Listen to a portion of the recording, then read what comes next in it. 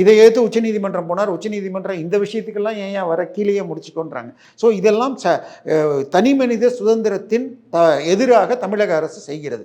ஏன்னா இடி வந்தாலே கூட உங்கள் கம்ப்யூட்டர் லேப்டாப்லேருந்து அவங்க எக்ஸ்டர்னல் ஹார்ட் டிஸ்கை வச்சு பேக்கப் பண்ணிப்பாங்க. இப்போ நம்ம KN நேரு ஐயா பேரில் 3 வழக்கு போடணும்னு சொல்லி டிஜிபிக்கு லெட்டர் எழுதியிருக்காங்க.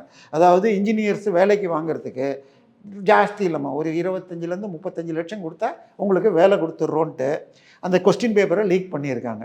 இதெல்லாம் KN நேருடைய தம்பி நிறுவனத்தில் அந்த கம்பெனி MD-யாக KN ரவிச்சந்திரன் இருக்க அவருடைய PA உடைய செல்லில் வாட்ஸ்அப்பில் அந்த கேண்டிடேட்டுக்கு அனுப்பிச்ச ப்ரூஃப் எல்லாம் எடுத்து அந்த பணம் வாங்கினது, அந்த பணம் வெளிநாட்டுக்கு போன ஹவாலாக இருக்குன்னு முதல்ல லெட்டர் போட்டாங்க.